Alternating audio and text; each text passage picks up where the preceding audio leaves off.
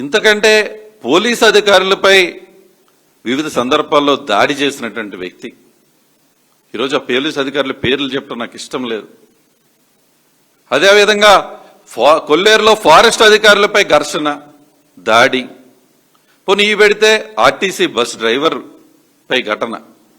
గుర్తు అంటే రాష్ట్ర ప్రజానికి అన్ని గుర్తే ఉండుంటాయి. మా నియోజకవర్గంలో అందరికీ తెలుసు. ఇవన్నీ కూడా అసలు చివరికి గొర్రెలు ఆయన వ్యవసాయ క్షేత్రంలోకి వచ్చాయని గొర్రెల కాపరిని మీదని కూడా కొట్టి ఆ గొర్రెని కూడా కారులో వేసుకెళ్ళిపోయినటువంటి సందర్భాలు ఏటుపో.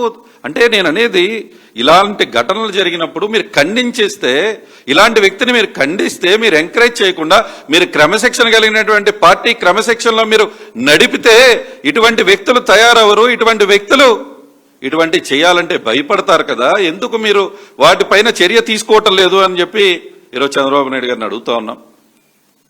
ఈ వ్యక్తిని ఏదో వైఎస్ఆర్ కాంగ్రెస్ పార్టీ వచ్చాకో, అబ్బాయి చౌదరి వచ్చాకో ఇతని మీద కేసులు పెట్టాము అనేటువంటి భ్రమలో మీరు మాట్లాడటం కూడా చాలా తప్పు. ఎందుకంటే ఈ వ్యక్తి పైన 95 కేసులు పైచిలుగ్గా ఉన్నాయి. ఈరోజు అసలు ఈ చింతమనేని ప్రభాకర్ అనేటువంటి వ్యక్తి మీద రౌడీ షీట్ ఎవరు తెరిశారు? చంద్రబాబు నాయుడు గారు తెరిశారు. మీరే తెరిశారు రౌడీ షీట్ అని. మీరే రౌడీ షీట్ తెరిచి ఈ వ్యక్తిని ఇలాంటి నేను ఈరోజు మిమ్మల్ని మీ శాసనసభ్యుని ఈరోజు మీరు మందలించాల్సినటువంటి బాధ్యత మీ పైన ఉంది అని చెప్పి గుర్తు చేయడానికే ఈరోజు ప్రెస్ మీట్కి రావటం జరిగింది. ఎందుకంటే మీరు మందలించకపోతే ఈరోజు ఒక శాసనసభ్యుడైనటువంటి వ్యక్తి, ఆ నియోజకవర్గానికి పెద్దగా ఉండాల్సినటువంటి వ్యక్తి, ఆ నియోజకవర్గాన్ని యొక్క అభివృద్ధి సంక్షేమంలో ముందుకు నడిపించాల్సినటువంటి వ్యక్తి, ఆ నియోజకవర్గ అభివృద్ధి సంక్షేమం పక్కన పెట్టి ఎంతసేపు కూడా కక్షపూరితమైనటువంటి వాతావరణం. అసలు ఏం జరుగుతూ ఉందో చంద్రబాబు నాయుడు గారు మా నియోజకవర్గంలో మీకు తెలుస్తూ ఉందా? ఈరోజు అసలు మీకు ఉన్నటువంటి ఇంటెలిజెన్స్ మీకు పనిచేస్తూ ఉందా అని అడుగుతా ఉన్నా. ఈరోజు డెఫినెట్గా రాజకీయాలు అన్నాక చిన్న చిన్న మనస్పర్ధలు ఉంటాయి, రాజకీయ వేడి ఉంటుంది. ఎలక్షన్ అవ్వగానే ఆ వారం రోజులో, ఆ 10 రోజులో ఈ కార్యకర్తలో ఆ కార్యకర్తలో జోష్లో కొన్ని తప్పులు చేసి ఉండొచ్చు. కానీ దాన్ని కంటిన్యూటీగా ఈరోజు 2 సంవత్సరాలు పూర్తవుతా ఉంది. నియోజకవర్గ అభివృద్ధి పైన ధ్యాస పెట్టకుండా ఇంకా కూడా గొడవలు, కుట్రలు. ఈరోజు ఈ కుట్రలకి ఈరోజు ప్రతి ఒక్క ఆ రోజు అక్కడ జెండా మోసే ప్రతి వైఎస్ఆర్ కాంగ్రెస్ పార్టీ కార్యకర్త కూడా ఈ రాష్ట్రంలో ఈ ప్రజానికంలో ఆయనకు కూడా మీరే కదా ముఖ్యమంత్రి. ప్రతి ఒక్కరికి కూడా ఈ రాష్ట్రంలో ఉన్న ప్రతి ప్రజలందరికీ మీరే కదా ముఖ్యమంత్రి. ఇలాంటి మీరు ప్రోత్సహించి ఖండించకపోతే వాళ్ళు చేస్తున్నటువంటి ప్రవర్తన ఏ విధంగా ఉందో కూడా మీకు కొన్ని చూపిస్తాను. దెందులూరు నియోజకవర్గంలో జరిగినటువంటి సంఘటనలు మీ దృష్టికి వచ్చాయో లేదో మీకు తెలియాలనేటువంటి ఉద్దేశంతో మళ్ళీ ఒకసారి ఈ 2 సంవత్సరాలుగా ఈ నియోజకవర్గంలో జరిగినటువంటి సంఘటనల్ని ఈ మీడియా ముఖంగా మీకు తెలియజేసే విధానంగా మీకు ఇక్కడ చూపిస్తా ఉన్నాం. ఇది మీరు చూస్తే ఆయన మేడుకొండ కృష్ణ గారని ఒక పార్టీ, ఆయన ఒక గ్రామ సర్పంచ్గా చేసినటువంటి వ్యక్తి, ఆయన ఒక ఎంపీపీగా చేసినటువంటి వ్యక్తి. వాళ్ళని చూడండి ఏ విధంగా కొట్టేటువంటి పరిస్థితితో, వాళ్ళ కారుని ఏ విధంగా నాశనం చేశారో చూడండి. గుణపాన్ని తీసుకెళ్లి కారు మధ్యలో మీరు గుచ్చటం జరిగింది ఆ కారు మీద. ఇది మీ కూటమి ప్రభుత్వం అధికారంలోకి వచ్చాక కారు వెళ్తుంటే ఆపి చేసినటువంటి సంఘటన. తీసుకువెళ్ళండి అన్న, ఇది పైన ఒకసారి. అది మా దెందులూరు మండల వైస్ ఎంపీపీ వేమూరు జితేంద్ర కుమార్ గారి పెట్రోల్ బంకుని కానీ ఆయన ఇంటి కానీ ఆ ఇంటిని ముట్టడించి కార్లు, పెట్రోల్ బంకు అంటే ఒక వ్యాపారం చేసుకోకూడదా, ఆ పెట్రోల్ బంకుని నాశనం చేసినటువంటి పరిస్థితి. నెక్స్ట్ ఇది మా జెడ్పీటీసీ గారి ఇల్లు. మా జెడ్పీటీసీ గారి ఇంట్లో నిట్టా గంగరాజు గారి నాన్నగారు ఉంటే వారిపైన దాడి, వారి ఇంటిపైన రాళ్లు వేసినటువంటి సందర్భం. ముందుకెళ్ళండి అన్న. ఇది పొన్నూరు సుబ్బారావు అన్నని వాళ్ళ ఇంటి దగ్గర ఉన్నటువంటి ఫామ్ని తగలబెట్టేసినటువంటి సంఘటనలు. చిన్న చిన్న రైతుల యొక్క ఒకసారి నెక్స్ట్ వెళ్ళండి.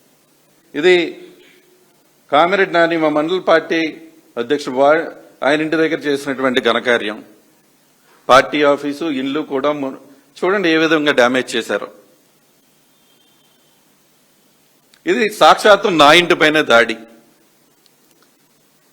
ఏదో ఒక అబద్ధాన్ని నిజం చేయాలనేటువంటి ప్రయత్నం,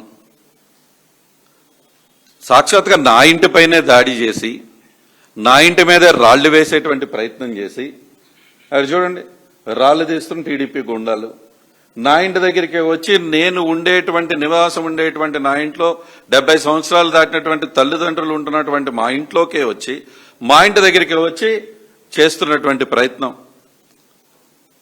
అదేవిధంగా ఈరోజు నియోజకవర్గంలో ఎవరూ బతికే పరిస్థితి లేకుండా క్రియేట్ చేసేటువంటి వైనం ఈరోజు. అదేవిధంగా ఈరోజు తోటలు కూడా ఆపేటువంటి ప్రయత్నం, ఎవడో డబ్బులు తీసుకున్నాడు అనేటువంటి ఒక అభూత కల్పనకు సృష్టిస్తూ అబద్ధాలను నిజాలు చేయాలనే ప్రయత్నం చేస్తూ కొల్లేరు ప్రజల్ని వాళ్ళందరినీ కూడా రెచ్చగొట్టి కావాలని నా ఇంటి మీద దాడి చేయించి, ఈరోజు నా సొంత తోట, అది కూడా నా తోట కాదన్న,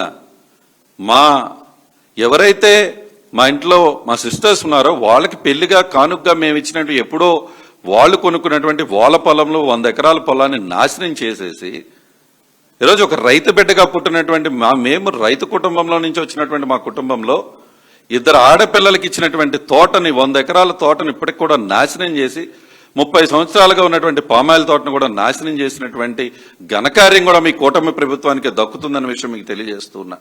ఈరోజు మీ ఇంట్లోనే మహిళలు ఉంటారా చంద్రబాబు నాయుడు గారు? మీ ఇంట్లోనూ మీ తెలుగుదేశం నాయకుల ఇంట్లోనే మహిళలు ఉంటారా? ఈరోజు అబ్బాయి చౌదరి ఇంట్లో మహిళలు లేరా? ఈరోజు వైఎస్ఆర్ కాంగ్రెస్ పార్టీ నాయకుల ఇంట్లో మహిళలు ఉండరా? వాళ్ళకి ప్రాపర్టీస్ ఈ ఆంధ్ర రాష్ట్రంలో ఉండకూడదా? ఉంటే ఈ విధంగా మీరు డ్యామేజ్ చేస్తూనే ఉంటారా? ఎవరు హక్కు ఇచ్చారు మీకు? మా కుటుంబం పొలంలోకి రౌడీ మోకలను పంపిస్తూ ఆ పొలాలను నాశనం చేసేటువంటి హక్కు మీకు ఎవరిచ్చారని అడుగుతా ఉన్నా. కేవలం ఈరోజు గతంలో మీ పార్టీ ఆఫీస్ కనో లేకపోతే మీ ఇంటి మీద కనో దాడికి వచ్చారని చెప్పి కేసులు పెట్టి వాళ్ళని ఈరోజు జైలుకి పంపించినటువంటి మీ ప్రభుత్వం, ఒక పక్క మీరు నీతులు చెప్తూ ఇంకో పక్కేమో మీ పార్టీ వాళ్ళకైతే ఒక సిద్ధాంతము, వైఎస్ఆర్ కాంగ్రెస్ పార్టీ నాయకులు ఇల్లు వాళ్ళ తోటలు వాళ్ళ ప్రాపర్టీస్ అయితే ఇంకో సిద్ధాంతమా మీకు అని అడుగుతా ఉన్నా. ఎక్కడికి పోతుంది రాష్ట్రం అని అడుగుతా ఉన్నాం.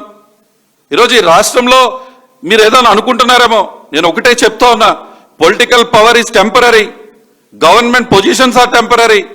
అదేవిధంగా MLA post, MP post, minister post, chief minister post, everything is temporary, but the constitution is permanent. You need to understand that the rule of law is permanent and you have to protect the rule of లా.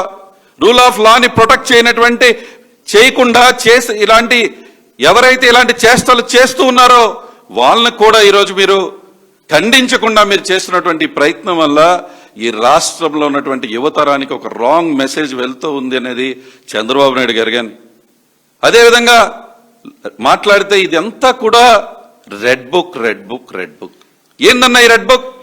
అంబేద్కర్ గారి రాజ్యాంగాన్ని వదిలేసి ఈ red book రాజ్యాంగాన్ని అనేది మీరు ఎప్పుడైతే ఈరోజు కూటమి ప్రభుత్వంలో చేపట్టడం మొదలు పెట్టారో ప్రతి ఒక్కళ్ళు కూడా ఈరోజు రాజ్యాంగాన్ని పాటించకుండా రెడ్ బుక్ రాజ్యాంగాన్ని పాటిస్తూ ఎక్కడ పడితే అక్కడ దాడులు. మీకు తెలియటల్లా ఈరోజు గ్రామాల్లో ఉన్నటువంటి పరిస్థితులు మారుతూ ఉన్నాయి. మీరు తెచ్చినటువంటి రెడ్ బుక్ రాజ్యాంగం ఈరోజు మొన్న నా ఇంటి మీద జరిగింది, మా వైఎస్ఆర్ కాంగ్రెస్ పార్టీ కార్యకర్తల మీద జరిగింది, నిన్న జరిగింది మీ ఇంటికే వచ్చింది, మీ తెలుగుదేశం నాయకుల ఇంటి ముందుకు వచ్చింది రెడ్ బుక్ రాజ్యాంగం. మీరు చెప్పినటువంటి రెడ్ బుక్ రాజ్యాంగం ఈరోజు తెలుగుదేశం కార్యకర్తల ఇంటి ముందుకే వచ్చిందనటానికే ఉదాహరణ నిన్న లాయర్ ఈడుపుగంటి శ్రీనివాస్ ఎవరైతే Telugu Desam party legal cell vice president గా ఉన్నాడో ఆయన ఇంటికే వచ్చి మీరు దాడి చేశారంటే రెడ్ బుక్ రాజ్యాంగం మీ ఇంటికే వచ్చింది, గుర్తుపెట్టుకోండి అని తెలియజేస్తున్నా. ఇకనైనా ఈరోజు నేను ఒకటో అడుగుతున్నా, will you stand with the rule of లా?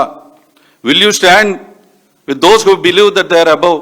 ఎవరైతే ఈరోజు నేను చట్టానికంటే పెద్దవాడిని అని భావంతో ఎవరైతే ఉన్నారో వాళ్ళని మీరందరూ కూడా అటువంటి వ్యక్తులకి మీరు సమాధానం చెప్పాల్సినటువంటి అవసరం ఈ కూటమి ప్రభుత్వానికి. ప్రశ్నిస్తాననేటువంటి వచ్చినటువంటి పవన్ కళ్యాణ్ గారిని అడుగుతా ఉన్నాం, ఏం ప్రశ్నిస్తున్నారు మీరు?